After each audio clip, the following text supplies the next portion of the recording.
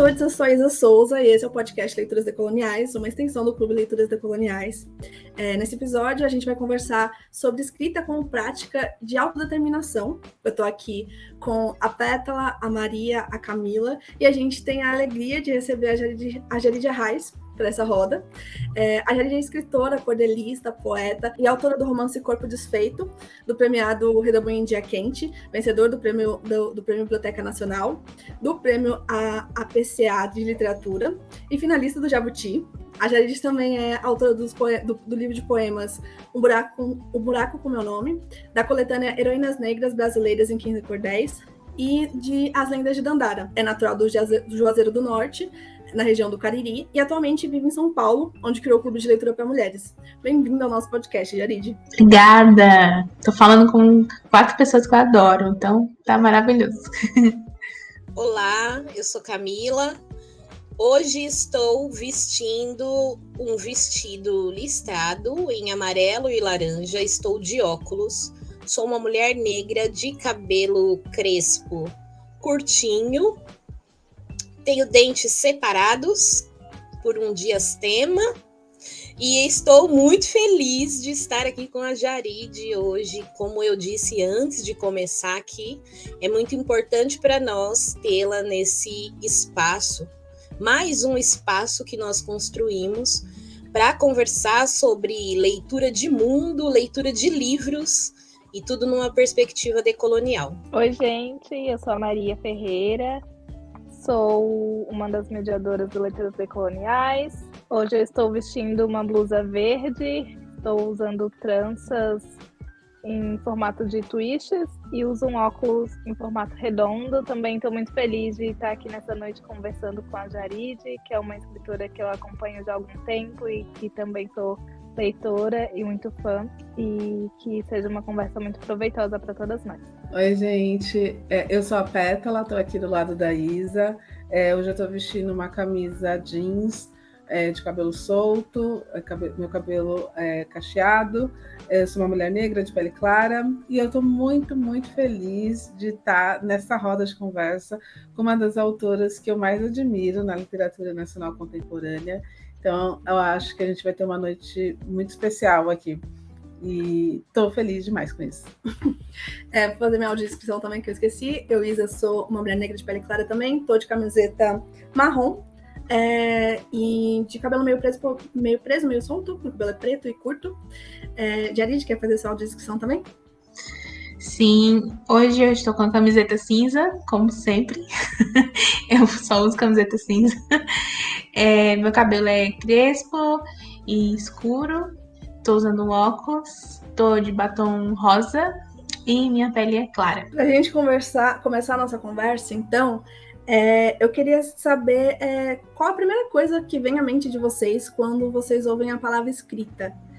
E pensando de forma mais pessoal, porque todas nós aqui temos, né, uma relação de trabalho também com a escrita de diversas formas, mas pensando de uma forma mais pessoal, vocês conseguem definir a importância da escrita? A importância que a escrita tem para vocês? Bom, quando eu penso em escrita, eu penso em direito humano, porque a nossa sociedade, quando a pessoa não sabe escrever e não sabe ler, é uma pessoa excluída. Pessoa que não consegue ler, ela não vê um itinerário de ônibus, ela não lê uma bula de remédio. É uma pessoa que não consegue escrever, às vezes ela é impedida de trabalhar em determinados lugares.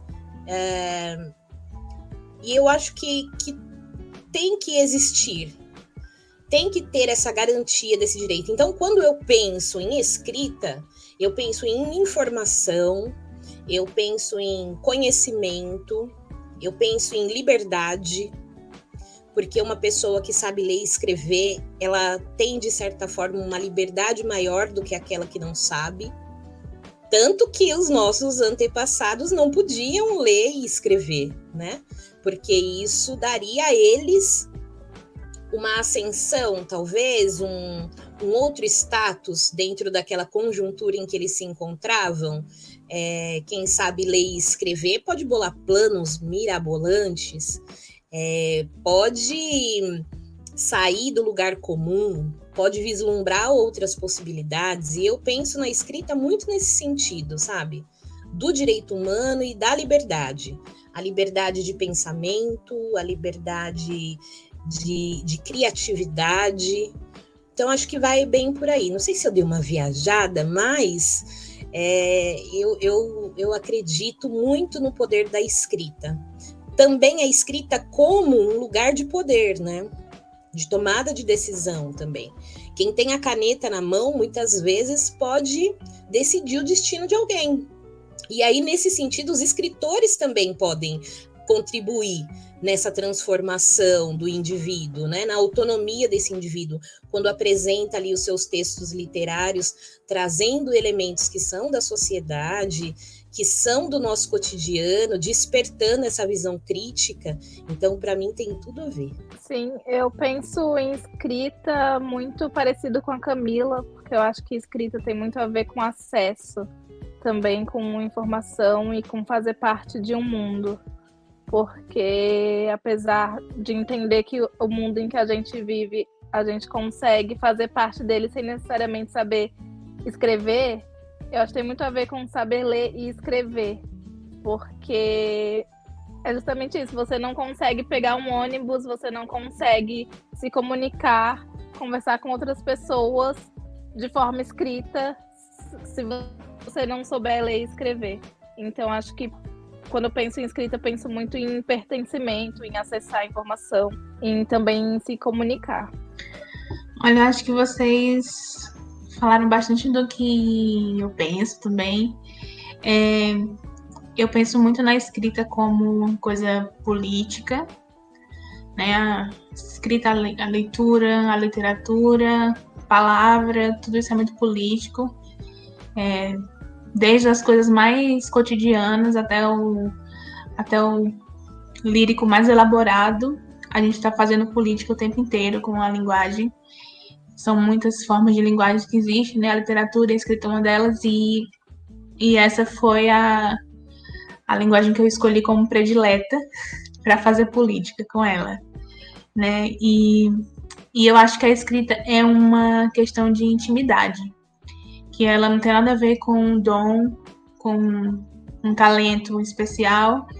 Eu acho que quando a gente olha a escrita com esse olhar de que ela é um dom, que a pessoa que escreve é muito iluminada, ela é muito especial por causa disso, que ela é inspirada e vem um negócio e tal, eu acho que isso faz com que as pessoas se afastem da escrita, e isso faz com que os livros também se tornem mais inacessíveis para quem escuta esse tipo de coisa, porque parece um universo inalcançável, parece uma coisa impossível, parece assim, então eu não tenho esse dom, eu não posso fazer parte desse mundo, quando eu penso que é uma pura questão de intimidade mesmo, de relacionamento com a palavra, né? Eu acho que a minha história com a escrita é um exemplo disso, por eu ter tido tanta familiaridade com a escrita desde que eu nasci, eu me lembro.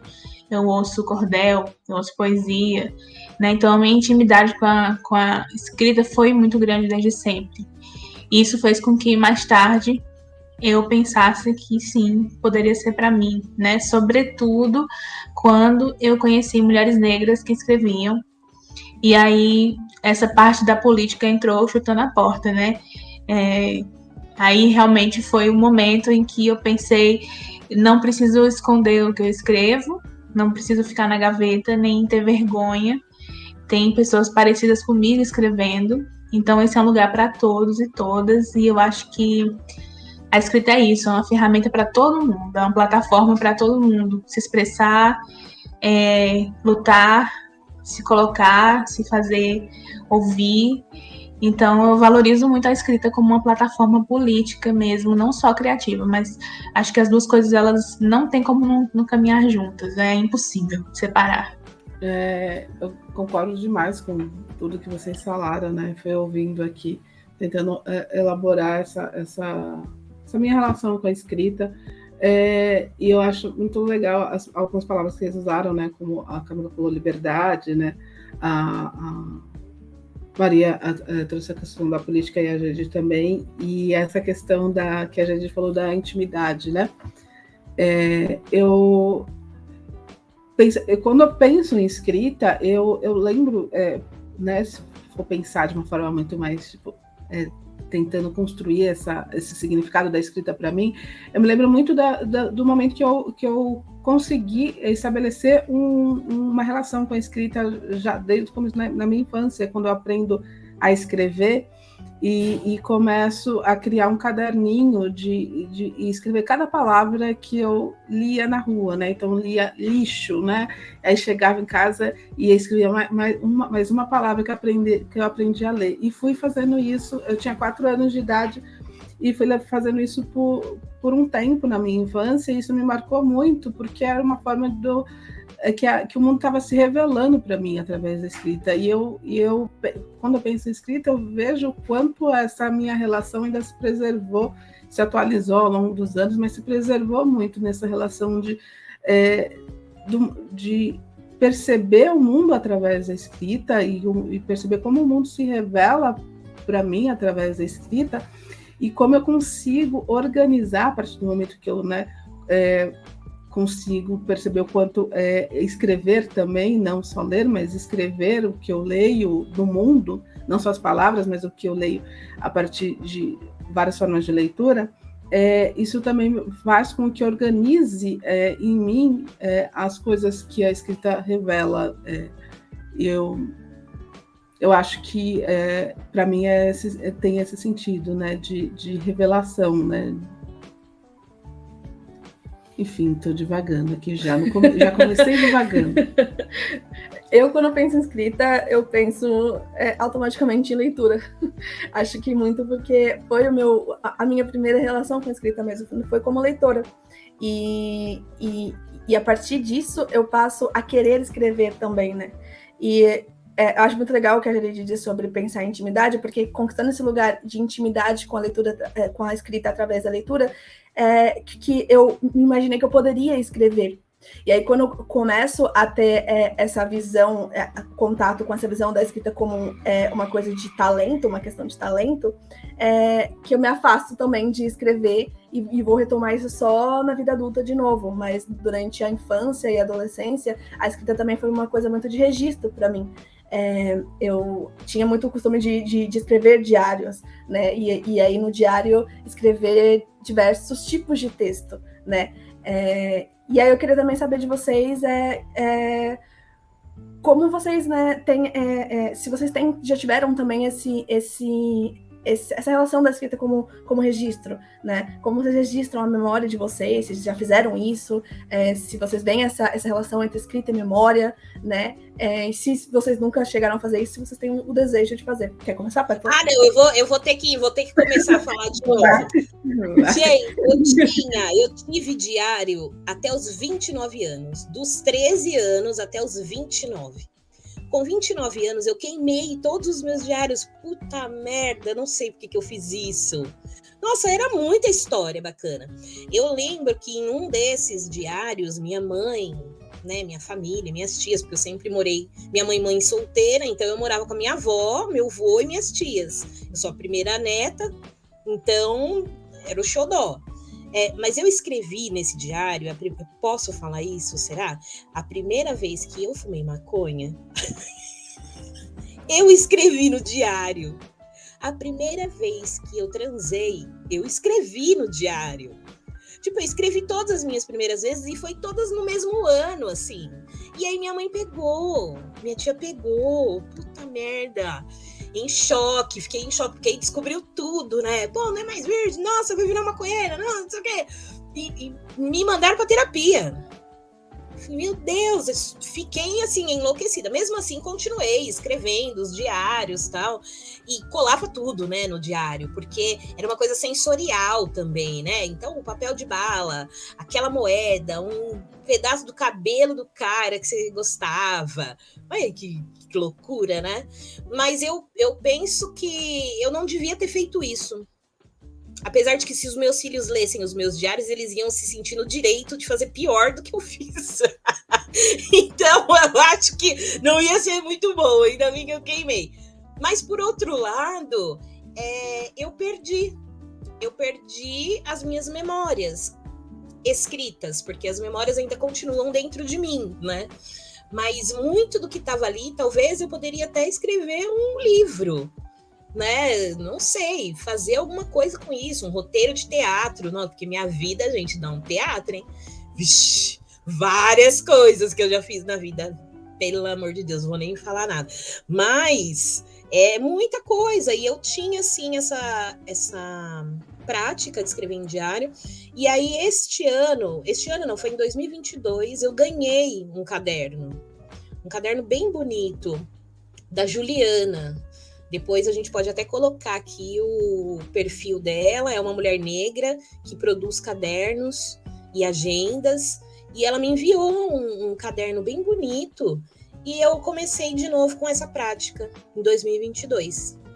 Não escrevo sempre, mas escrevo as coisas que eu acho importantes ser guardadas, e também coloco ali as minhas emoções. Às vezes não estou tão bem, mas também não quero conversar com pessoas, então eu escrevo como uma forma assim de extravasar, né? E quando eu estou muito feliz também, eu quero registrar isso, porque a vida da gente não é só dor, né? Não é só dor, não é só sofrimento. Então eu tenho várias coisas sim para comemorar, inclusive a minha vida, né? Mas cada conquista que eu tenho, igual tirei a carta de motorista, escrevi lá, tirei a carta de motorista, tô muito feliz, tal, aniversário do meu filho, nossa, bacana, veio gente que, sei lá, não via muito tempo, a família tava assim, assim, assim. Então eu acho que é uma forma, assim, de registrar a nossa passagem pela vida, de colocar ali as nossas emoções que às vezes a gente não consegue falar, né? Não consegue na oralidade falar para alguém, colocar num caderno, numa agenda, pode ser uma válvula de escape, né? Quando você falou que você queimou os jatos, meu Deus, que coisa dramática, o que aconteceu para ser isso? E aí você explicando a história ficou mais compreensível. Mas é muito legal esse negócio dos diários. Eu tenho um só dos diários que eu tinha. Eu acho que eu joguei fora um também. Eu acho que em alguma época que eu fiquei revoltada com alguma coisa que estava acontecendo comigo e revoltada com as coisas que eu tinha escrito, eu joguei fora um outro. Então, por isso eu fiquei só com um só, e eu sempre escrevi até acabar o caderno. Então, ainda tenho esse que eu tenho, eu guardei porque ele não tinha acabado ainda. Mas é muito legal você perceber como a linguagem que a gente usa para descrever o mundo vai mudando, sabe? Perceber como a linguagem mudou para me descrever, para descrever o mundo ao meu redor ao longo dos anos, sabe? Esse registro de si que a escrita proporciona ali acho que é muito único, assim, sabe? É muito íntimo e por isso muito único. É diferente de qualquer outro registro que tem de foto, de vídeo, de outras coisas, sabe? Você tá ali se descrevendo, e as palavras que você usou para descrever determinados momentos da sua vida e descrever a si mesmo e os seus sentimentos em determinados momentos da sua vida, se refletir sobre isso, ter a oportunidade de refletir sobre isso, para mim é muito legal. Eu também tinha alguns cadernos que eu cultivei durante a adolescência também, nossa, na minha infância, de palavras. Depois eu comecei a tentar falar, que legal essa coisa de fazer diário, vou fazer. Mas eu nunca sabia muito o que fazer ali, né? Mas esse exercício de escrever, né? Esse exercício motor de escrever, para mim sempre foi uma coisa de aliviar uma coisa de sobrecarga também. Então, em alguns momentos eu senti essa necessidade e ia para esse caderno que eu escrevia, mas eu acabava sempre escrevendo alguma estrutura ali, bem na pré-adolescência, início da adolescência, depois assim mais próximo da vida adulta, eu acabei largando a prática, mas eu escrevia e sempre acabava uma estrutura meio de poema, assim, sabe? E aí, quando eu voltava para isso, depois de um tempo, eu ficava, nossa, que coisa ridícula que eu escrevi aqui. eu nunca gostava muito, assim, raramente gostava de alguma coisa, aí eu pegava aquela coisa e reescrevia aquele sentimento que eu tinha elaborado ali de uma outra forma, mas não tinha essa coisa de com o caderno muito assim. Então, tipo, se eu via que tava muita coisa ali que eu não gostava que eu tinha escrito, eu ia para outro caderno e, sabe, esquecia ele. Não tinha muito apego com o caderno, mas esse exercício me fazia muito bem sempre.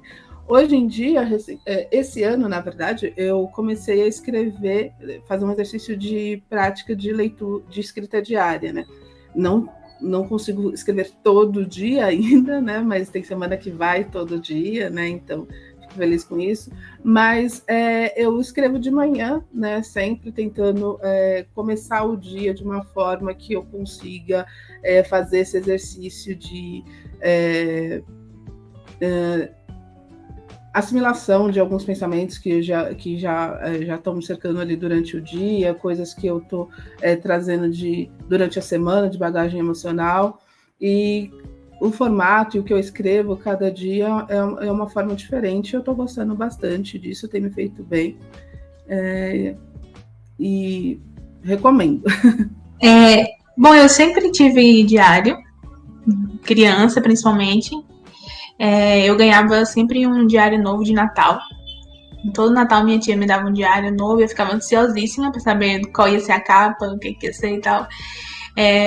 Depois eu larguei o hábito, quando eu fiquei adolescente ali por uns 15 anos, até esse ano, né? E aí eu retomei a escrever um diário mesmo esse ano, como parte de um processo de terapia mesmo. Eu faço terapia, eu peguei o hábito da meditação e aí eu adicionei também o diário como aí esse combo de pró-saúde mental, né? E aí eu registro coisas cotidianas e também registro super questões existenciais que aparecem. E eu acho muito, muito legal, muito importante. Tem sido um hábito muito bom.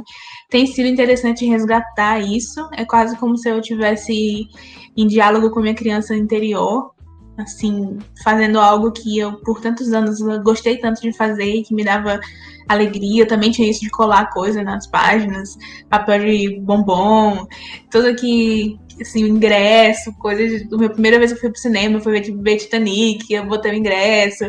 Então, tem uma coisa de me relacionar com a minha criança interior, assim, que eu acho muito bacana. E eu também tenho um diário que eu chamo Diário de Poesia, que é um diário em que eu escrevo poesia sem me preocupar com o que tá ajudando. Se tá certo, o que eu queria, se a forma tá... se tem métrica, se tem ritmo, se vocabulário, nada disso importa. Eu pego e escrevo ali como tá saindo. E depois eu revisito e vejo se rendeu algo que eu possa compartilhar com as pessoas, que eu queira compartilhar com as pessoas, né? Poder eu posso qualquer coisa, mas que eu queira, né? Que eu me sinta à vontade. Então, é bem legal também esse diário. Eu acho que é um exercício, assim, e surgem várias ideias de outras coisas, que não são só ali na poesia. Surgem ideias de trabalhos que eu quero fazer, de conversas que eu quero ter com as pessoas, ideias de prosa, né? É um mundo todo aí que se abre para mim. E eu acho que o registro da nossa história, ele é muito importante, porque eu acho que nesse momento nós estamos fazendo história. Esse podcast é uma história sendo feita, né? Vocês participando é uma história sendo feita. E é importante a gente registrar essas coisas, né? Que bom que agora, ou que ruim também, né? Que a internet nada mais nunca vai ter saída, fica para sempre. Mas vai que um dia fica sem, né? Então vamos escrever as coisas também. Porque por muito tempo, mulheres, sobretudo mulheres negras, indígenas, não puderam registrar suas histórias, né? E contar suas conquistas e falar umas sobre as outras. Então, até o meu livro Heroínas Negras Brasileiras parte disso, do reconhecimento do quanto registrar a nossa história é importante, né? Desde os mínimos detalhes até os grandes feitos. E, enfim, eu recomendo muito que as pessoas tenham diários e que botem tudo misturado no diário mesmo. Não fica pensando muito na forma, no que é o melhor para fazer. Não, só escreve. Escreve e se deixa e se permite, sabe? A gente pode qualquer coisa que a gente queira. Não tem uma lei, né? Ainda bem. O print é eterno. Tem o lado bom e o lado ruim, né? Do print ser eterno hoje em dia. Pelo amor de Deus. A internet é assim, né? A gente relaciona com ela sempre nessa coisa, de que a gente não sabe muito bem se ela é muito boa ou muito ruim. Tá sempre nessa dualidade. Maria? Exatamente. Eu achei engraçado vocês contando a relação de vocês com a escrita de diários, porque eu me identifico muito também. Eu escrevo diário desde criança, e eu era uma criança, adolescente, assim, que não tinha muito filtro do que escrever, porque eu acho que diário é isso, é você escrever o que você quer, sem regras mesmo, e eu escrevia absolutamente tudo. E eu fazia algumas coisas que não eram certas. E aí, algum dia, a minha prima leu, mostrou pra minha tia, deu uma confusão, e aí eu me revoltei também, como a Camila, e não quis mais saber de diário, rasguei tudo, joguei tudo fora. Hoje em dia eu me arrependo porque é como se eu tivesse apagado o registro do meu passado. Eu sei tudo que aconteceu, mas eu gostaria de ter esse registro escrito. Eu gosto de voltar em coisas que eu escrevi no passado e ver como eu estava vivendo aquela situação, lidando com aquela situação, e ver como hoje em dia as coisas são totalmente diferentes, ou então aconteceu alguma coisa que eu estava esperando que acontecesse, como que eu reagi a isso. Eu gosto de ter esse acompanhamento dos acontecimentos. Então, eu acho ruim que os meus registros do passado eu não tenha mais.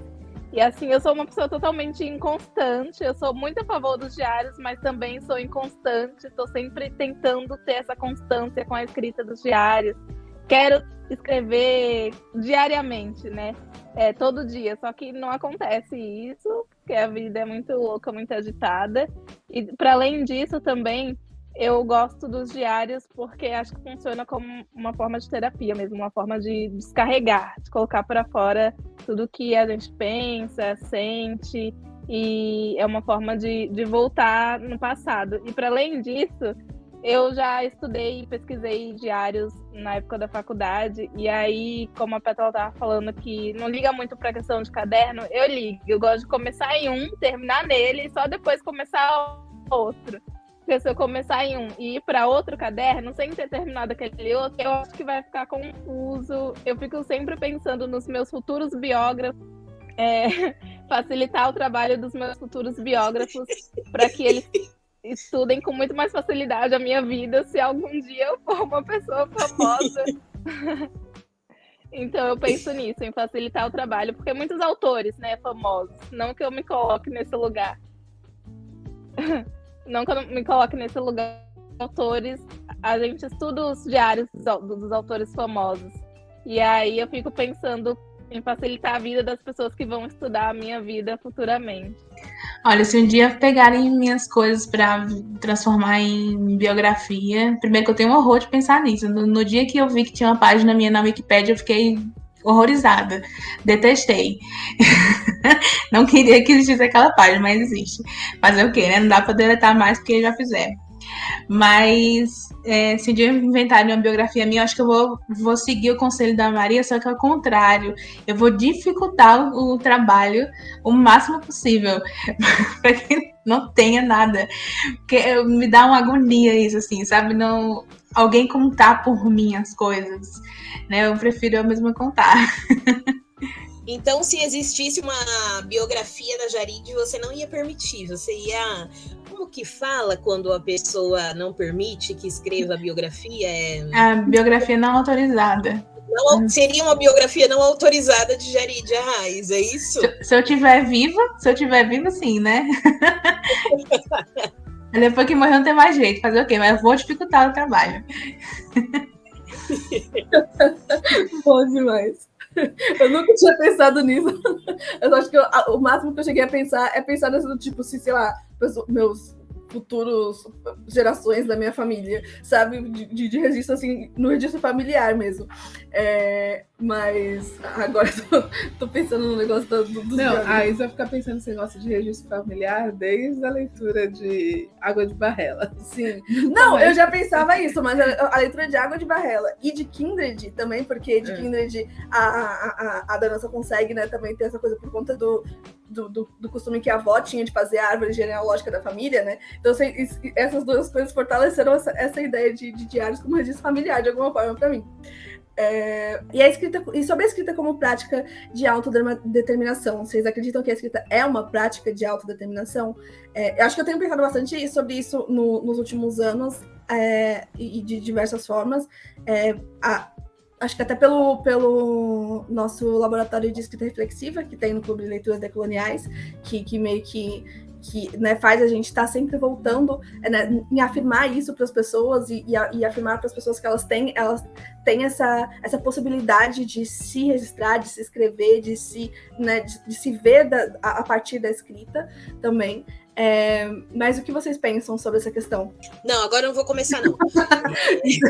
Então vai você, Pétala. Não, começa a Pétala. Eu acho que isso tem muita a relação do que a gente estava falando, já começou falando, mas eu acho que a gente perceber isso, né, processar toda essa potencialidade da escrita é uma coisa importante. Eu acho que faz diferença.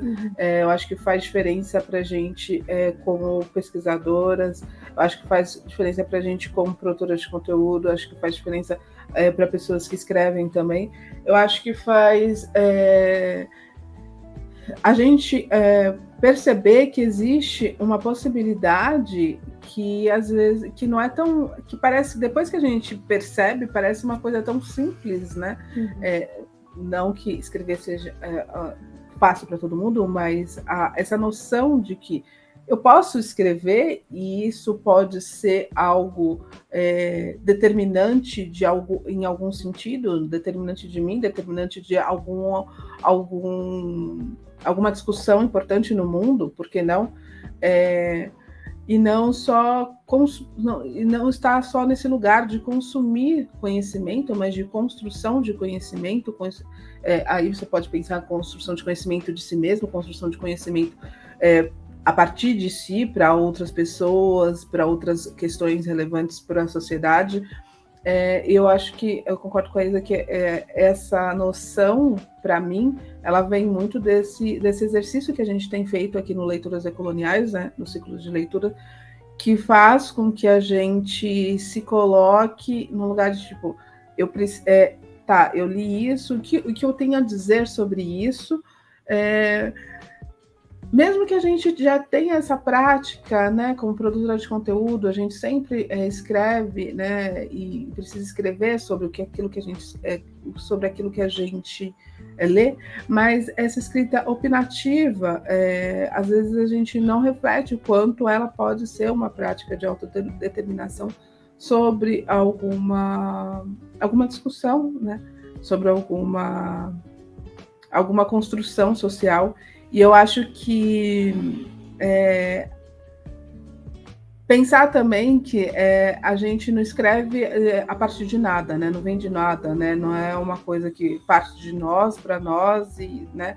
É uma coisa que vem de uma prática de entendimento do que vem antes para a gente poder construir o nosso entendimento. Quando eu estou falando sobre essa questão da possibilidade, a gente pensar na possibilidade de, por que não, a gente também pode construir conhecimento, né?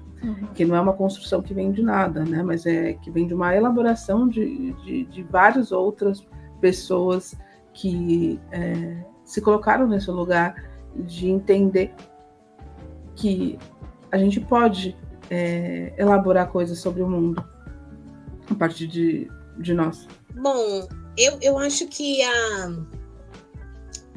nesse lance da autodeterminação, eu sempre digo, né, no clube de leitura, que todo mundo é capaz de escrever, e isso pode auxiliar outra pessoa a pensar em algumas questões também, que podem ser muito próximas. Eu acho que a gente, enquanto mulher negra, nós temos as nossas subjetividades, lógico, mas apesar de serem muito parecidas, a gente vivencia essas questões e essas subjetividades, cada uma de uma maneira. E quando você coloca isso no papel, ou quando você escreve sobre determinado conhecimento, isso vai, de certa forma, interferir no mundo, não só em você, né? Eu estava esses dias vendo o jornal e estava falando sobre doação de leite materno. E eu doei leite, né? Na minha primeira gestação, na gestação da Elisa. E aí eu quis escrever sobre isso. É uma vivência minha, própria minha, que foi muito boa. E por N motivos, tem mães que não amamentam, e tá tudo certo. Tem mães que escolhem não amamentar, e tá tudo bem também, porque é um processo, e é muito dolorido se você não tiver apoio, se você não tiver pessoas te amparando e tudo mais. Mas eu pensei, por que não escrever sobre isso, né? Uma vivência minha, que eu posso produzir um conteúdo em cima disso, e determinar de alguma forma um pensamento, um questionamento. Então, assim, a partir da minha vivência, que é o que a gente lê no clube, né, os livros que a gente lê, a partir da leitura, colocar o que é a minha vivência sobre determinado tema, sobre determinada situação, isso vai mexer com o mundo de alguma forma. Se você colocar isso, né? Se você expor o que você pensa. E é muito importante que nós, mulheres negras, comecemos a fazer esse movimento de escrita, né? E de determinar, assim, entre aspas, um governo próprio, né? Eu estou governando a minha vida e estou colocando isso no papel, né? Eu não preciso que outra pessoa determine aquilo que eu sou, né? Eu posso me autodeterminar frente a situações, frente às minhas leituras, frente à sociedade, e por que não compartilhar isso para que outras pessoas também consigam ver a possibilidade, né, de estar fazendo esse movimento também, né? Como eu disse, a escrita, ela tem esse poder, para mim, de liberdade, né? E a gente rompe com as barreiras, a gente rompe com alguns estereótipos, alguns arquétipos, algumas questões que as nossas pares, às vezes, têm uma dificuldade maior de estar enfrentando, né? Esses atravessamentos. Então, eu acho que é nessa perspectiva da autodeterminação, sabe? Tipo, eu determino aquilo que eu vou colocar no mundo e tomara que isso possa ajudar alguém, né? E da mesma forma que foi para mim, a minha vivência. Acho que é nesse sentido. Então, tá vendo como eu falo que ela sempre me dá uma coisa na cabeça?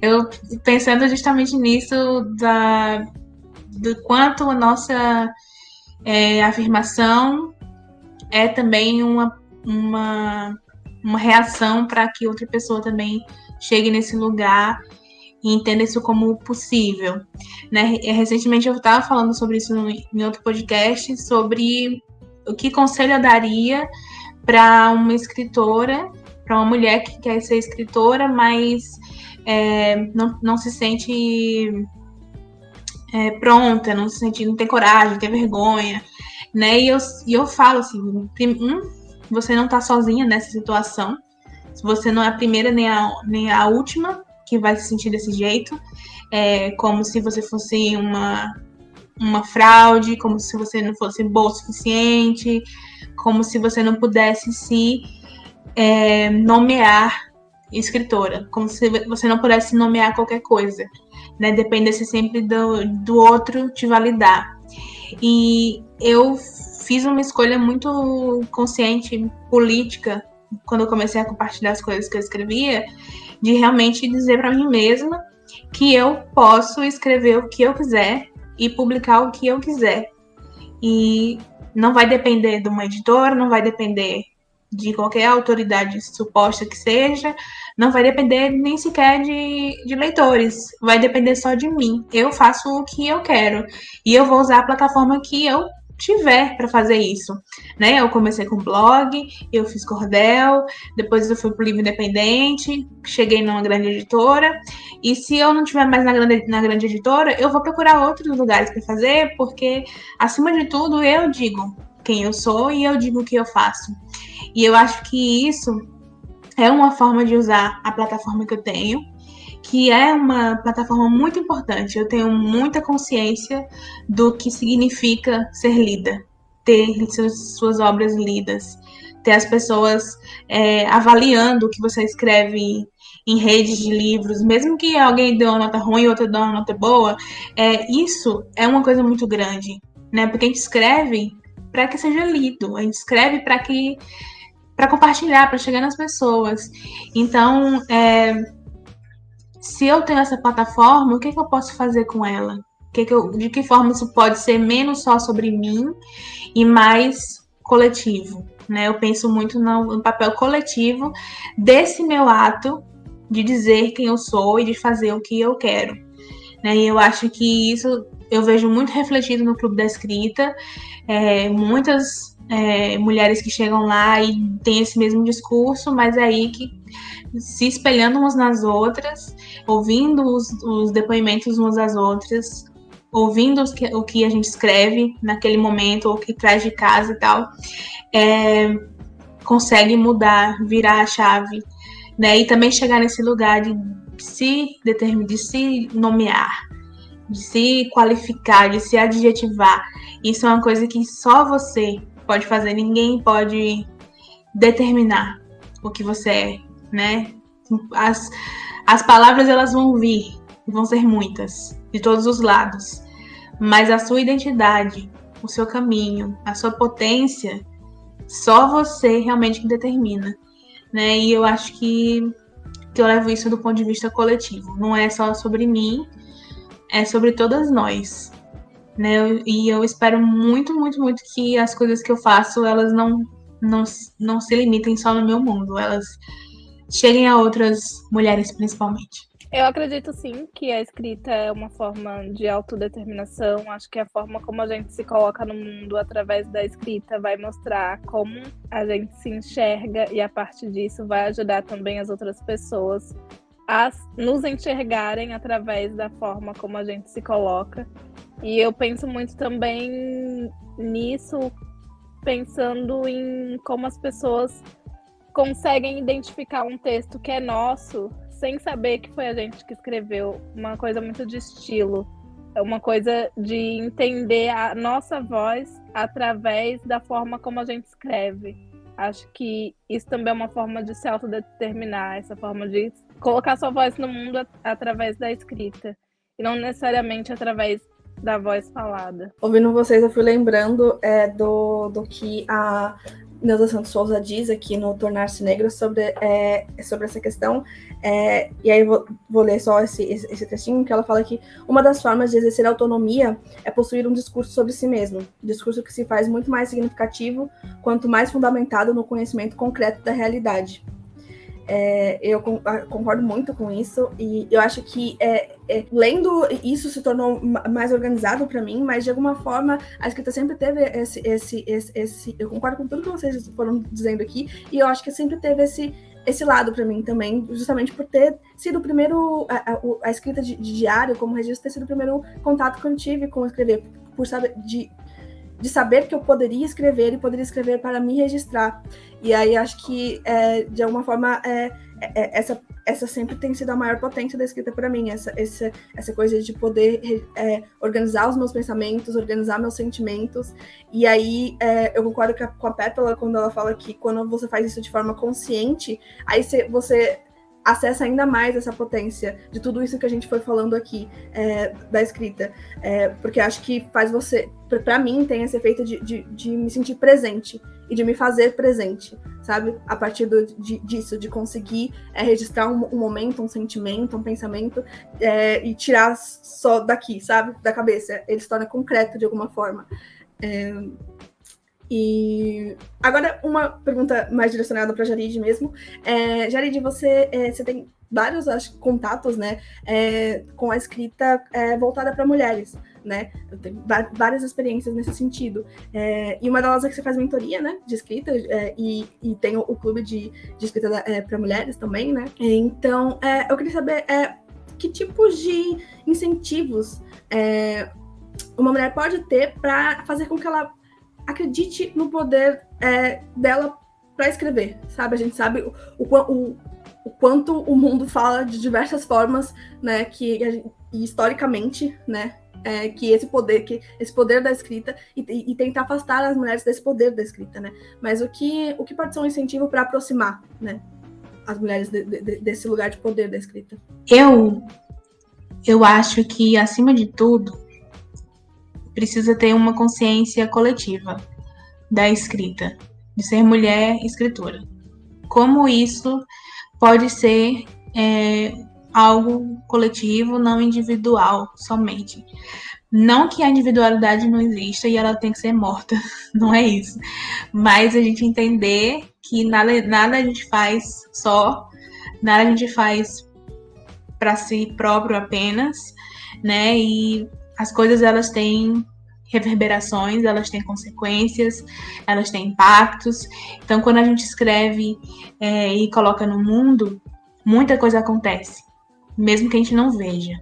Então, por isso que eu digo que a escrita, ela é sempre política, a literatura, ela é sempre política, mesmo quando certos autores querem se desvincular dessa possibilidade. Eles podem querer se desvincular o quanto queiram, mas não vai mudar a realidade de que a escrita deles diz quem eles são, de onde eles vêm, quais são suas referências, qual é a visão de mundo, qual é o repertório. E repertório, referência, conhecimento, tudo isso é política. Então, eu acho que há mulheres que se sentem nesse lugar um lugar meio bambo ainda. Eu sou escritora ou não sou? Eu compartilho ou não compartilho?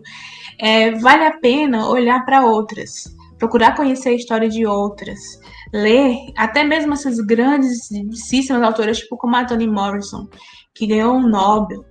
Né? Eu vi a história dela com a escrita. Ela começou a escrever de madrugada. Ela publicou o livro dela com quase 40 anos, o primeiro livro que ela publicou. E foi a primeira mulher negra a ganhar um Nobel.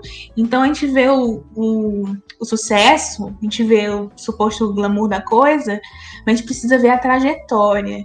É a trajetória que vai dizer pra gente que a gente também pode fazer aquilo. Né? E eu, de forma alguma, acho que isso é um discurso meritocrático. Isso é um discurso político.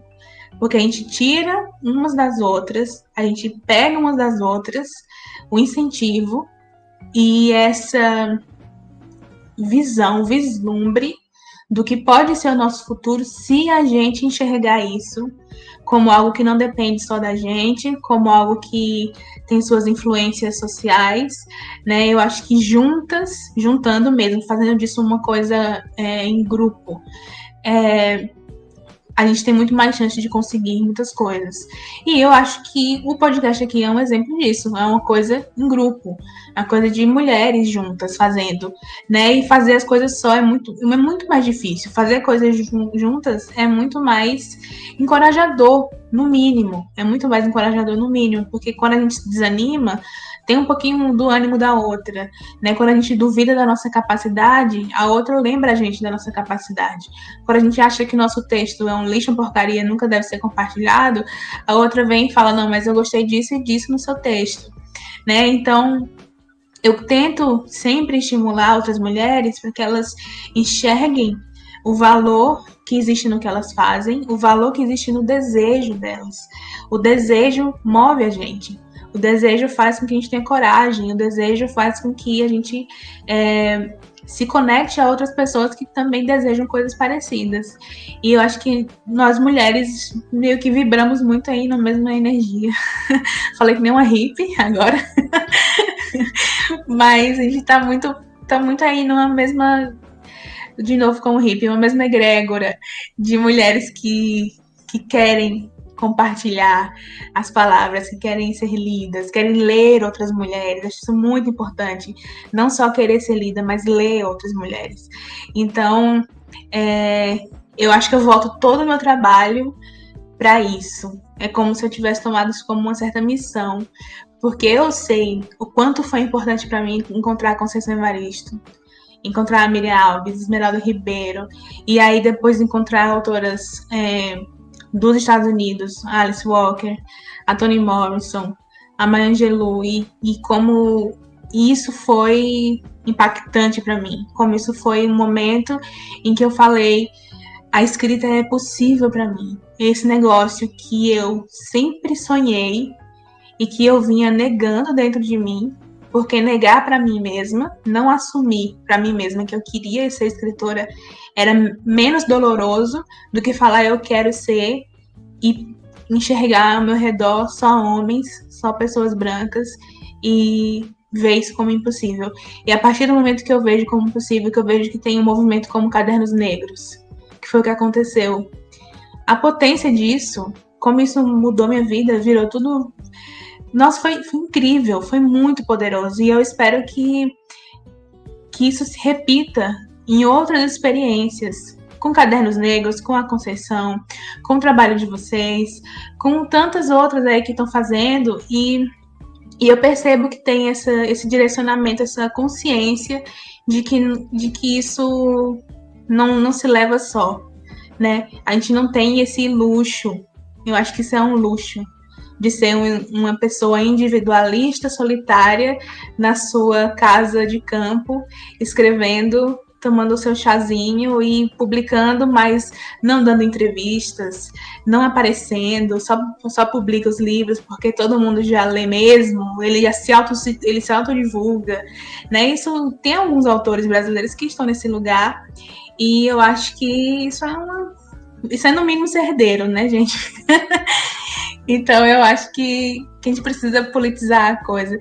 Eu sou bem disco riscado, assim. Não sei nem se as pessoas vão entender mais essa referência do disco riscado, né? Eu sou bem repetitiva quando falo sobre isso. Ou é herdeiro ou é Helena Ferrante, né? Exatamente. Eu gosto muito de Helena Ferrante. Muito também. mesmo. Inclusive... em abril eu vou dar uma aula num curso sobre Helena Ferrante, um dos livros da tetralogia. Eu gosto muito dela. Mas a gente não tem realmente esse privilégio, né? De fazer as coisas sozinhas. E eu acho que o Leituras Decoloniais, ele parte muito desse pressuposto. De não vamos conseguir fazer sozinha, né? A princípio, quando eu pensei... quero fazer algo para monetizar o meu trabalho, eu não pensei sozinha, não pensei em fazer isso sozinha. E aí falei, não, meninas, vamos junto. E aí nasce o Leituras Decoloniais com um desejo meu de fazer dar certo algo que monetizasse o nosso trabalho, mas que sozinha...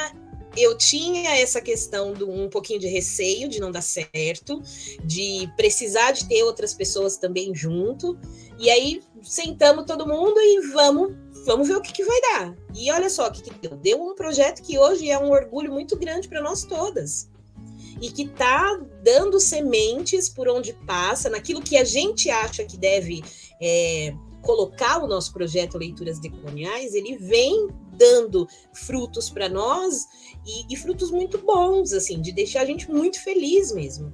Meninas, nós estamos construindo uma história que é uma história muito bacana, que nós vamos ser lembradas daqui a uns anos como pioneiras, talvez, nesse processo, né, de um grupo de mulheres negras. Nós não estamos falando de uma pessoa, nós estamos falando de um grupo que se juntou e que fez o negócio acontecer. Maravilhoso a gente ver que tem, sei lá, quase 400 pessoas apoiando um projeto. A gente vê que no último encontro que nós tivemos tinha mais de 120 pessoas. Isso porque as outras não vieram, porque vem em outros dias que a gente já coloca justamente para que todo mundo possa participar. Então tem esse lance também de olhar o subjetivo de cada um e pensar, essa pessoa não vai poder vir na segunda, vamos fazer um encontro no sábado, porque a gente sabe que a vida das pessoas também é muito difícil. E a vida das mulheres negras principalmente. né, que mal conseguem ler, porque tem que trabalhar, porque às vezes cuidam até de outras famílias que não é a própria família, né? Lógico, a gente tem um grupo bem diverso e a maioria das pessoas que estão lá, elas são pessoas já envolvidas ou no meio acadêmico, ou já tem esse hábito de leitura, mas a gente coloca também como possibilidade de outras pessoas se achegarem, né? Então, isso é muito importante. Eu sempre falo para as meninas, a gente está de parabéns, cara. A gente está muito de parabéns e, tipo, muito feliz. A gente tem que celebrar cada vitória, né? Cada conquista, é isso. E eu acho também que essa questão do coletivo tem muito a ver com pessoas negras, indígenas, pessoas de grupos racializados, porque entenderam que para vencer e sobreviver, elas precisariam estar juntas, precisariam estar em coletivo, e é muito essa coisa de que a união faz a força. Eu penso muito também que quando a gente vai fazer alguma coisa, tem que ser em coletivo, tem que ser junto com alguém, justamente porque a gente se potencializa e potencializa o outro, e faz com que essa potência alcance o sucesso. Tudo faz mais sentido, né, quando a gente pensa em coletivo, assim, principalmente pra gente como pessoas negras, né? E eu amo essa consciência de coletividade que a sua escrita tem, Jarid, e como ela ao mesmo tempo tá cheia de subjetividade e de questões ali dos personagens, sabe? Cheia de subjetividade. É muito por isso que você é uma das minhas principais referências como escritora hoje em dia, como leitora, adoro sua escrita, por isso que eu estou um pouquinho nervosa hoje. Mas agora pensando na população negra, a gente sabe que as culturas afro-brasileiras, elas têm uma tradição oral forte, né? E como vocês acham que a oralidade, ela participa, influencia o nosso entendimento do que é escrita, né? Que meu contato com a literatura primeiro foi pela oralidade, né? Porque antes de aprender a ler, eu aprendi a ouvir a poesia do cordel, que sempre era compartilhada comigo por meu avô e por meu pai.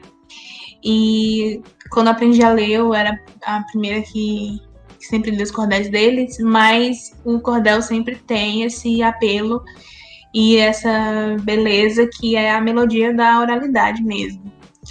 E com o cordel foi onde eu primeiro aprendi que as nossas expressões regionais caririenses lá do sertão do Ceará, que elas cabiam num texto lírico, que elas cabiam numa rima, que elas cabiam numa métrica, né? E por isso que hoje eu levo a oralidade para o que eu escrevo, né? Eu faço questão de incluir nosso vocabulário, nossas palavras, que são muito complexas, né? As coisas que a gente fala no sertão do Ceará, uma palavra só, ela vale por muita coisa. Ela pode ser muita coisa dependendo do contexto e dependendo do tom que a gente fala essa palavra, né? Então, eu sou muito fascinada pela oralidade, pelo conhecimento que é transmitido de forma oral, pela literatura que tem esse poder de impactar pela fala, porque alguns textos, quando eu leio, eu já vejo esse texto aqui, ele é para ser declamado. Esse aqui é um texto que, se ele for falado em voz alta, ele vai se elevar a muitas potências mais, né? Eu acho que o slam é um exemplo disso. Que o slam, ele é um epítome para mim de como a literatura, ela é possível, não só possível, mas assim, ela brilha na oralidade.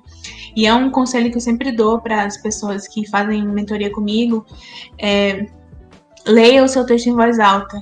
Mesmo que depois você não vá compartilhar o seu texto em voz alta, mas enquanto você está escrevendo, leia em voz alta. Porque é assim que você vai realmente conhecer o que você está escrevendo e saber como isso está chegando nas pessoas. Quais são as palavras que estão tendo mais força no que você escreve, onde está tendo mais impacto, né? Se essa palavra é realmente a que você quer usar. Então, tudo isso faz muito sentido na literatura, mas a oralidade, ela é cultura, ela é tradição, e é a tradição que eu sempre falo que é a tradição boa, que é aquela tradição que serve para o presente e serve para o futuro. Não é uma tradição que arrasta a gente para o passado e quer manter a gente lá, é uma tradição que tem a contribuir para frente, para que a gente caminhe e transforme e faça dessa tradição nossa e crie outras coisas a partir disso, né? E eu sou defensoríssima da oralidade na literatura, que as pessoas se expressem mais. Eu quero que as pessoas parem de falar que minha literatura é regional e que todas as literaturas virem regionais, sabe? E isso vai acontecer muito quando as pessoas começarem a se expressar mais de forma regional, a usar mais seus vocabulários, né? A parar de transformar a escrita numa coisa pasteurizada, que às vezes parece até um livro traduzido de fora, porque não tem... não parece nenhuma coisa brasileira, porque toda a nossa oralidade, toda a nossa riqueza de vocabulário, dos nossos sons, tudo isso meio que vira uma coisa filtrada, peneirada, assim, para caber numa idealização de literatura que quer se afastar do popular o máximo possível, para poder ser aquela coisa idealizada do pedestal, do prêmio, da qualidade, que isso é a maior mentira que se pode contar e só afasta as pessoas da literatura. Mas aí quando eu vejo, por exemplo, o Jefferson, o Itamar, o Paulo Scott colocando expressões regionais, o Paulo Scott, no caso, fazendo isso vindo do Sul, por exemplo. Eu faço isso vindo do sertão do Ceará. A Monique Malcher faz isso vindo do Pará. É aí que vai parar essa idiotice de falar que a minha literatura é regional. Não é regional, só se todas forem. Se todas não são, nenhuma é. É isso que eu penso, né? Mas eu acho que tem a ver com nossa identidade. Com reconhecer nossa identidade, nossa cultura local e valorizar isso. E saber que a escrita, ela é, acima de tudo, palavra, e a palavra, ela vem da fala. A gente primeiro aprende a falar, depois a gente escreve. Então, a gente também primeiro aprende a ouvir, né? Primeiro aprende a ouvir, depois a falar, depois a escrever. Então, a oralidade é a coisa mais linda que tem, gente. É como a gente faz tanta coisa pela fala e pelas diversas formas de falar, né? Não necessariamente com voz, mas também com outras linguagens. Deixa eu falar que a Peta literalmente pergunta. Eu vou anotar aqui o que você disse que sobre a escrita ser, antes de tudo, palavra. Pode falar, Cá. Pensando em oralidade, eu tô lendo esse livro aqui aos pouquinhos, Performance do Tempo Espiralar. Poéticas do Corpo Tela, que é da Leda Maria Martins. É um livro um tanto complexo, difícil até, eu diria. Porque ela escreve de uma forma muito filosófica, ela é filósofa, então não tem como, né? Não ser assim. Só que ela diz que a oralidade é uma epistemia. É um conhecimento. É um tipo de conhecimento dentro da performance do tempo. Porque o tempo também é epistêmico. Então, é muito louco você pensar isso. E quando você traz, né, Isa, essa questão da oralidade é conhecimento. Seja através de histórias contadas, seja através de canções, que não deixam também de ser textos, né, na escrita ocidentalizada, né? Não era necessário ter essa escrita, talvez, porque, como você disse também, foi a Maria que disse no início, né? Nós conseguimos viver nessa sociedade sem saber escrever, né? Mas para ser inserida e para ser inclusa tem que saber.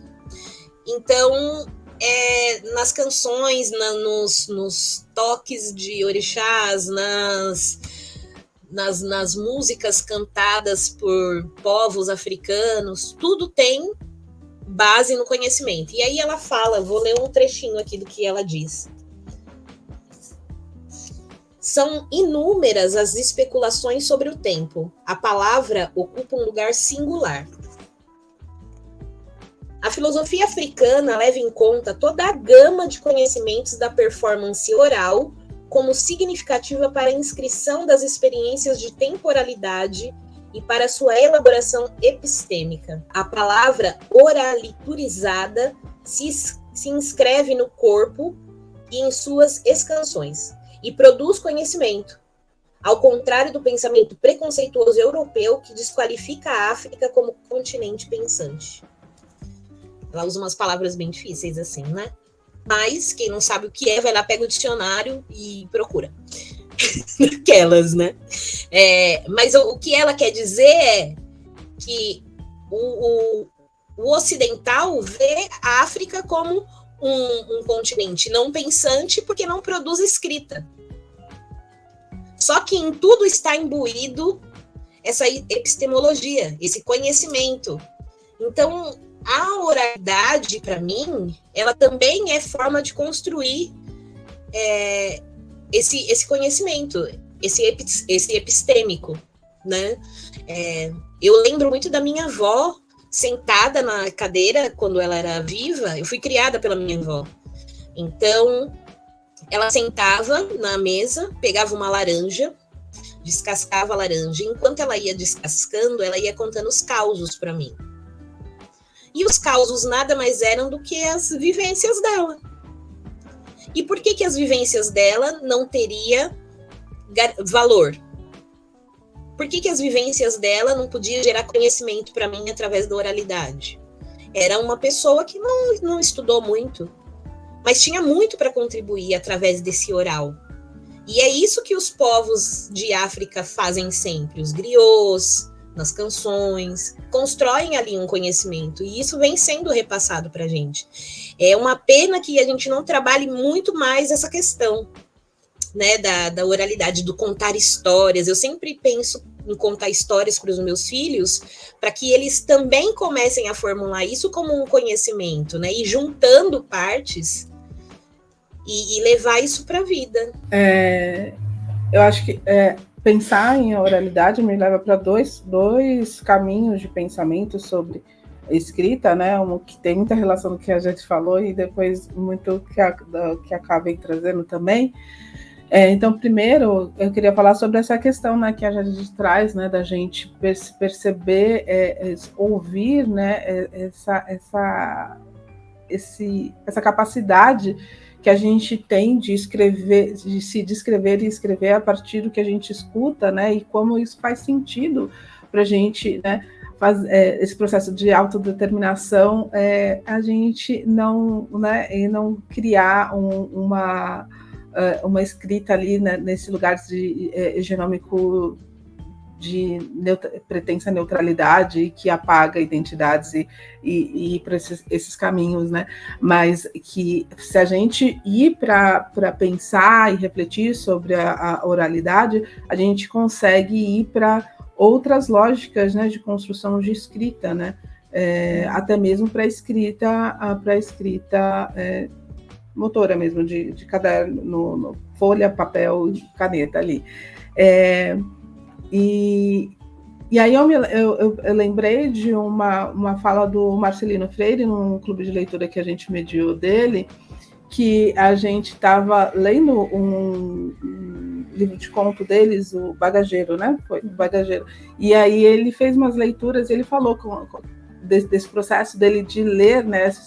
De ler o que ele escreve para sentir ali o texto a partir da leitura, né? Do que ele chamou de rezar o texto. Isso. A Conceição Evaristo também fala, né, sobre isso, sobre ela também escrever e depois ler em voz alta para si mesma, como faz parte do processo criativo dela também. Isso me marcou muito, né? Até no nosso último conto que a gente publicou, a gente teve alguns processos que a gente passava ali por uma revisão que tentava adequar a falar uma norma, e a gente falava, mas a gente não fala, o personagem não está dando encaixe na fala, essa forma, essa norma escrita não encaixa com a forma que o personagem fala, não encaixa nem na forma como a gente pensa a coisa, porque a gente traz muito da nossa construção de oralidade também para o texto, e aí isso também me faz pensar também que tem uma relação também com o conceito do português, que a gente também pode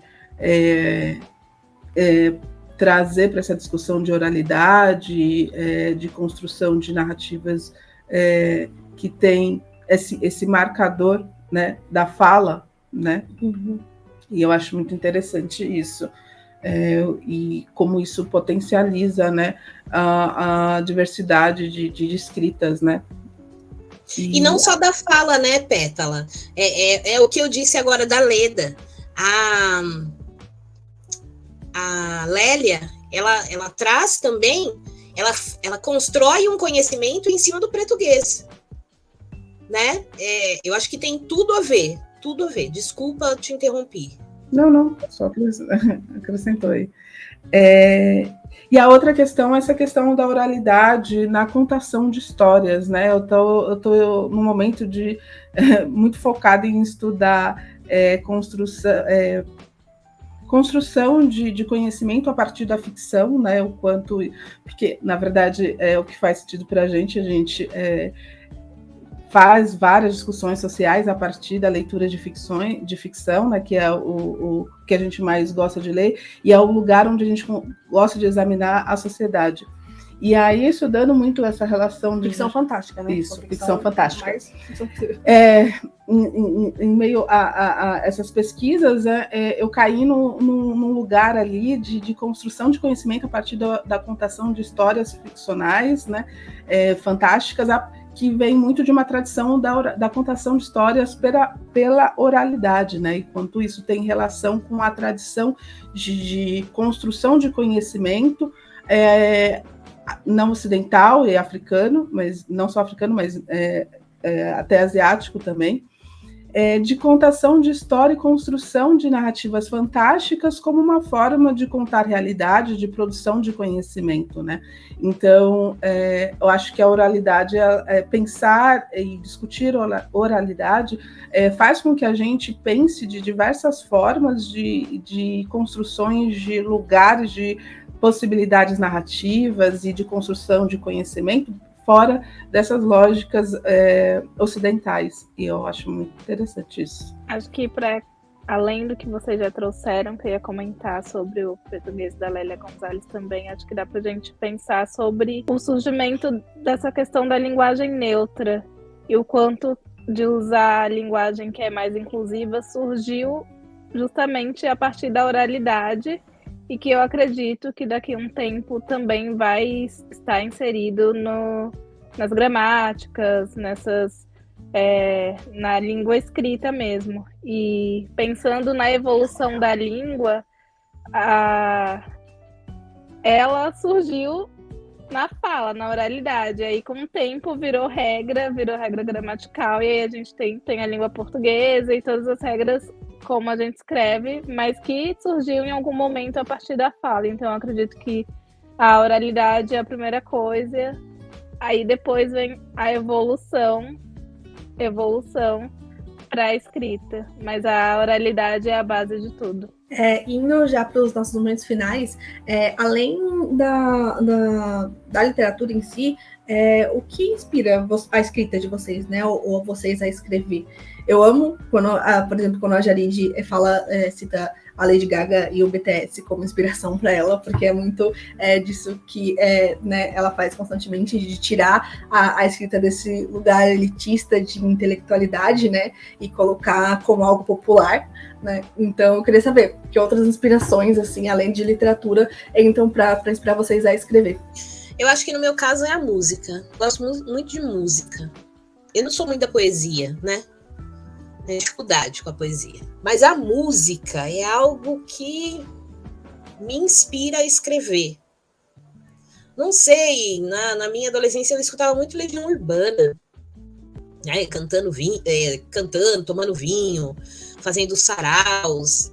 E as músicas mexiam muito comigo, meu emocional, e aí eu escrevia no diário, sabe, pensando nas coisas que tinham acontecido, ao som de Legião Urbana, né, era uma banda que, né, me marcou. E tenho ouvido também muito Lued Luna, tão agradável para várias coisas, né, principalmente para escrever, e aí pensando também no que ela traz nas canções. Acho que essa é a minha inspiração, para além das coisas que eu leio. Bom, a Isa falou, né? Eu me inspiro muitíssimo no trabalho como um todo, principalmente da Lady Gaga e do BTS, porque eu vejo como artistas, assim, super completos e que fazem tantas coisas que me instigam. E aí vai da música, vai da melodia, vai da letra da música, até o figurino, assim, moda é uma coisa que me inspira muito também, né, isso foi algo que eu adquiri, esse gosto com a Lady Gaga, por ela ser uma pessoa que se expressa muito pela moda, e pelo absurdo que pode existir numa roupa, e também pelo todo o visual ali dos clipes das músicas, né, dos vídeos. Eu sou fascinada por um vídeo de música que é muito bem feito, cheio de simbolismos, e bem pensado. Sei lá, o vídeo o 911 da Lady Gaga, eu acho que é um dos mais recentes, que é uma viagem, que eu leio gente, aquele dá pra você escrever teses e livros e etc. Assim, não é porque eu sou muito fã, não, é porque realmente é muito bem feito. E eu acho muito. Eu acho que uma coisa que me inspira muito também são sentimentos, assim. Eu escrevo muito a partir do incômodo, de me sentir incomodada com as coisas e de ver o incômodo na vida, né? Eu gosto de escrever coisas tristes, gosto de ler coisas tristes, gosto de finais tristes. Então, quanto mais coisa triste eu leio e vejo, assisto, escuto, né? Aí entra série, entra filme, né? Quanto mais disso, mais eu me sinto inspirada. Porque os conflitos, as dores humanas, assim, elas me deixam muito apaixonada, no sentido, assim, de que me movimenta mesmo, é um fogo, uma coisa, assim. Então, eu me inspiro muito pelo sofrimento. Não é que eu gosto do sofrimento, é que eu acho que o sofrimento, ele une todo mundo, de todos os lugares. Sofrimento é um negócio, assim, que a gente carrega junto, a humanidade. Mas acima de tudo, a Lady Gaga e BTS. Assim, quem for no meu escritório vai ver que é só Lady Gaga, só BTS pra tudo que é canto, porque eu olho uma foto e aquilo ali me deu uma ideia, me deu um negócio. Então, quem achar ruim, gente, já acharam ruim, viu? Já teve evento aí literário que eu fui dividir com 2 senhores da idade do meu avô, que basicamente me mandaram calar a boca. Foi uma questão toda. Marcelino Freire estava lá, inclusive. Marcelino Freire, eu te amo. E eu falei tal disso e foi aquilo. Sempre tem um mal-estar, sempre tem um estranhamento. E eu gosto desse estranhamento, porque eu acho que eu não sou obrigada a ouvir MPB para ter repertório intelectual, né? Eu gosto de MPB também, tá, gente? Mas quem não gosta de pop, quem não gosta de K-pop, não sou eu, né? Eu não sou eu que tô excluindo nada. Pelo contrário, tô tentando incluir o máximo possível de coisas. E acho que é isso, gente. Eu sou afrontosa. Tô brincando. Maravilhoso. Sim, eu me identifico muito também com essa fala da Jaride, de que gosta de coisas tristes. Porque eu acho que o que me inspira mesmo, enquanto assim, na adolescência, escrevendo minhas poesias, era estar com o coração partido. Sempre tinha tema para escrever, sofrer por amor, estar triste porque o carinha não gostava de mim. E aí, quando eu estava feliz, porque eu estava sendo correspondida, não tinha muita motivação para escrever. Então, a minha motivação sempre foi a vida real mesmo, assim, ver as relações, os encontros da vida, foi muito o que É o que eu me inspiro muito para escrever, observar o cotidiano, observar as pessoas, imaginar as histórias dela, o que elas passaram, o que elas vivem, o que elas estão pensando, o que elas estão sentindo. Então, assim, é muito a vida real. Nessa parte, né, de observar o mundo, eu acho que é o que me identifico bastante com você, Maria, que eu acho que é daquilo que eu estava falando, né, dessa relação da escrita que eu tenho de organizar o mundo, o que se revela no mundo, assim, para mim, né? Então, para mim, o que me inspira essa conversa aqui com vocês. Eu peguei aqui, literalmente, aqui o papel, já estava rabiscando umas coisas.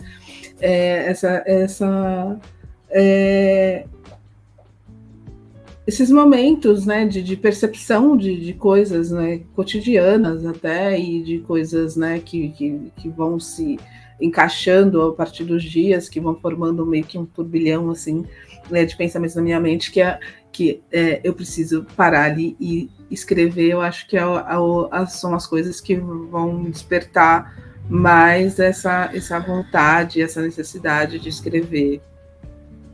Então, para mim é isso. A gente já entrou, então, nos momentos de indicações. Vamos continuar neles para encerrar. Vocês têm alguma coisa que vocês estão ouvindo, assistindo, que vocês gostariam de indicar para as pessoas? Ou também alguma dica relacionada ao que a gente está conversando aqui, a pensar a escrita como autodeterminação? Eu vou começar. Eu queria indicar A Parábola do Semeador, da Octavia Butler. É um livro que ele é escrito em diário. A protagonista escreve os diários dela e a gente vai lendo os diários da protagonista. E aí eu vou dar um pequenininho, muito pequenininho spoiler de que no segundo livro a gente ainda tem a possibilidade de ver como esse diário é lido e como ele vai ser essa fonte bibliográfica, biográfica, que a gente conversou aqui um pouquinho. Então, essa duologia, das parábolas da Octavia, a parábola do semeador e a parábola dos talentos, eu acho que é muito legal. Eu sempre, quando penso em escrita como autodeterminação, eu vou pensar na Lauren, que é a protagonista desse livro, isso entra na história, tanto de uma forma subjetiva, pela forma da história mesmo, por ser em diário, quanto na própria Lauren refletindo o que é escrita para ela. Então, eu indico essa duologia.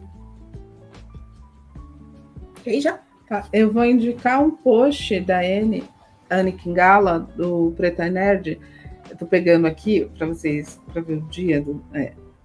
Tá no Instagram, então vocês rodam o feed dela. Vocês não sigam a Preta Nerd. É o post do dia 6. 6 de fevereiro, né? Vocês ir rolando ali para achar pela data. É um post sobre páginas matinais, sobre o hábito de escrita matinal. E nesse post ela tem umas coisas bem interessantes e dicas bem interessantes para quem quiser se desafiar nesse hábito de escrita diária. E nesse post também tem algumas referências de leitura sobre o assunto que são bem legais. Então, vai lá. Bom, eu quero indicar, já que a gente está falando sobre escrita e tal, eu quero indicar a Juliana Araújo, tá aqui, do Ateliê Criativo, que eu falei no início do podcast, que ela tinha me mandado um caderninho, que é bem lindo, ó. Todo estilizado. Então, para quem quer começar a escrever sua biografia, seus poemas, sei lá, o que você fez no dia, está triste, está feliz, eu indico os cadernos da Juliana Araújo. A gente vai deixar depois o @ dela aqui. Por quê? Porque é uma mulher preta que está aí tentando fazer o seu corre para garantir sua grana e pagar seus boletos no final do mês. E a gente tem que ter também esse olhar. Não vamos ficar comprando só caderno da Tilibra, não, porque eles não dão nada pra gente, entendeu? Coloca umas capas feias no negócio. Não, vamos comprar aqui, ó, caderninhos da Ju para escrever e fazer os diários no Laboratório de Escrita Criativa no Clube Leituras Decoloniais. A minha indicação também vai no caminho da Camila.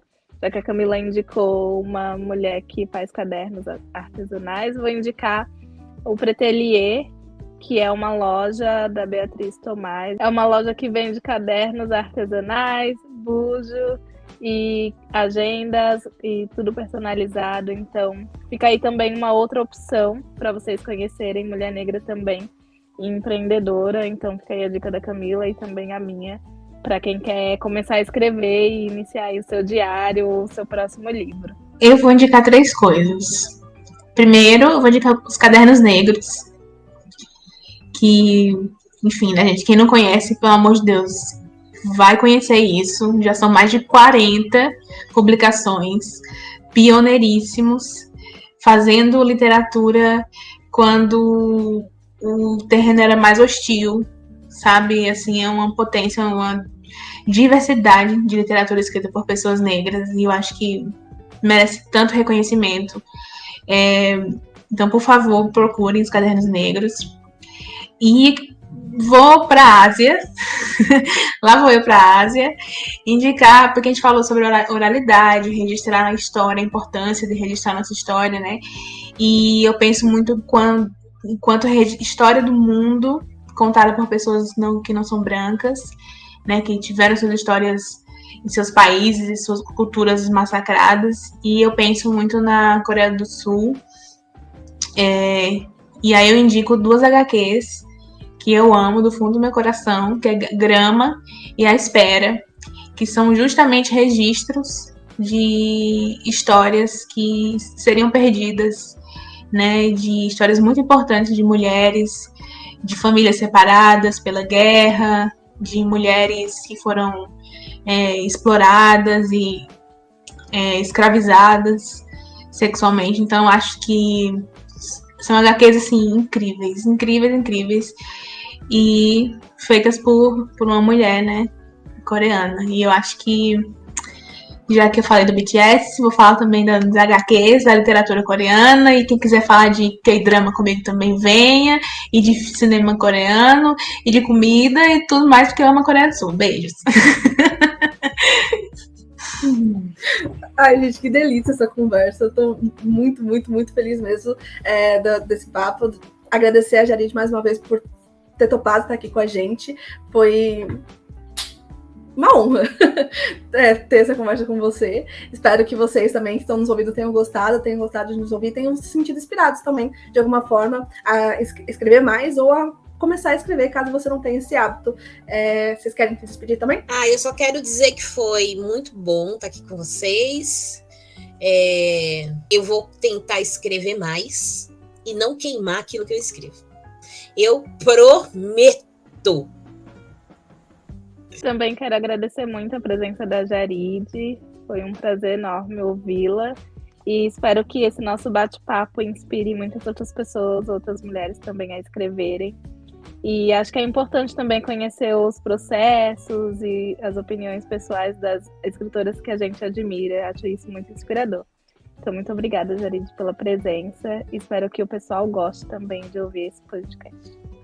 Queridas, muito obrigada por me receberem, pelo convite, pela conversa, pelo afeto, pela amizade.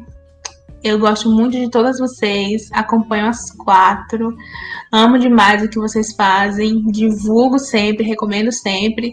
Quando vocês virem aí uma galera chegando de monte de repente, pode ter certeza que fui eu. Porque eu vivo pra indicar, eu saio pra todos os eventos com listinha de arrobinhas e vocês sempre estão nas minhas arrobinhas. Então, todo o meu afeto pra vocês e minha gratidão. Continue fazendo o que vocês fazem. Saibam que isso é muito importante e transformador. Vocês sabem, mas eu quero dizer, reforçar, que é muito importante, muito mesmo, muito político, pioneiro, inspirador. E eu amo, simplesmente. Muito obrigada, Jarid. Foi realmente muito especial essa conversa. E eu acho que as pessoas vão perceber isso quando ouvirem essa conversa. E vamos deixar o seu arrobinho aqui também, não é, gente? Sigam Jarid Arraes. Sim. E vão ter lá, né, várias dicas, não só de leitura, mas de muitas coisas interessantes que podem inspirar a escrita de vocês também. Jarid, melhor pessoa para pegar a dica de K-drama. Fica aí a dica também. É isso, gente. Eu acho que é isso. Mais uma vez, lembrando que esse podcast é uma extensão do Clube Leituras Decoloniais, então se vocês quiserem apoiar a gente também lá no Cartaz, tá aqui também na descrição todas as informações, tá os nossos arrobas, então nos sigam a Jarid, leiam a Jarid, leiam Mulheres Negras Brasileiras, e é isso. tchau.